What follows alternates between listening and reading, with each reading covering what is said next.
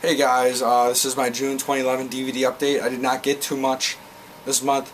Most of it's from the good, the bad, the unusual. That stuff will not be in this video, except for some of my top 5. Most of my top 5 actually.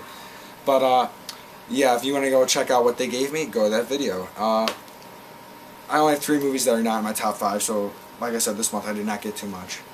The first movie is called Hardcore. It's a film from the 70s. It's about a father searching for his daughter. He finds out that she's in the porno industry somewhere, and he disguises himself as a porno producer to try to find her. It sounds kind of like 8mm and Thesis, so this sounds pretty cool.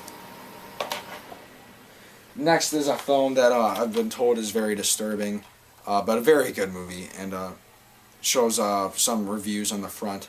It's directed by Greg Araki, the guy who directed The Doom Generation, Nowhere, totally fucked up, and The Living End. I've never seen any of those. But that film is Mysterious Skin. This is an NC-17 film. And yeah, I might direct it. Or, I might direct this. I might do a review of this when I watch it. So stay tuned for that. If you guys want me to do it, I'll do it. And then I went to Big Lots again. I only got one movie this time. It was $3. Like most of their other stuff, and it's United 93. I think everybody knows what this is. It's about, you know, the September 11th attacks. Apparently this is one of the theories where the passengers stood up and fought the terrorists. But the other theory is that the government just shot down the plane and that's why it crashed in the middle of the field. Both theories are very possible. But that one obviously is much sweeter. Now my top 5 this month is only movies I could think of that I watched that were new were films that were sick and twisted. So it's a sick and twisted top 5. Number 5 is going to be the least disturbing to me, and number 1 is going to be the most disturbing. As with any list, this is subjunctive. Or subjective. Not subjunctive. I've been taking Spanish class. Subjective. So, yeah. Number 5, I just watched this like 40 minutes ago. I was not impressed at all. It is Necro. It's a short film. It's like 16 minutes. Basically, all the movie is a guy kidnaps a girl, takes her to the attic of his house, stabs her 1,000,000 times, does some erotic things with her body. I think she's still alive, though. And then, spoiler, a crazy woman comes out of the closet, presumably one of his other victims, kills him, and just screams at the camera for a couple more seconds. And that's the movie. It's about 16 minutes. And, yeah, I just told you what happened, so do not buy this off Twisted Anger. It's only $10, but do not buy it. Not worth your time, in my opinion. Number 4 is actually a movie that I do not own. I saw it on Netflix Instant Watch. It's directed by the worst director of all time. I've actually seen 2 of his movies. Well, 2.5. I saw part of Seed. And I've liked the 2 movies. Rampage was the other one, and this one is Stoic. That's what it's called. I'll send you a link in the description. It's basically a true story. I think it's based on real events. That's what it says. Who knows if that's true? But there's 4 inmates, and 3 of them decide to abuse and torture another inmate to basically till his death. And yeah, that's the whole movie. But you find out why exactly he died, and you find out what exactly they did to him. Very disturbing stuff. It's pretty shocking. Yu-Bo knows how to, I don't know about scare, but shock the audience a little bit. Very cool stuff. The guy Evan in Rampage, the guy's friend, not the shooter, the shooter's friend is in this. He's the guy getting abused. Anyway, number 3, a lot of people are getting surprised this isn't my number 1. I really was not affected by this too muach. It's Tumbling Doll Flesh, aka Niku Daruma, aka Psycho the Snuff Reels. Basically, it's half a porno and half a gorno. Pseudo snuff. Not that good. Most of it's porn.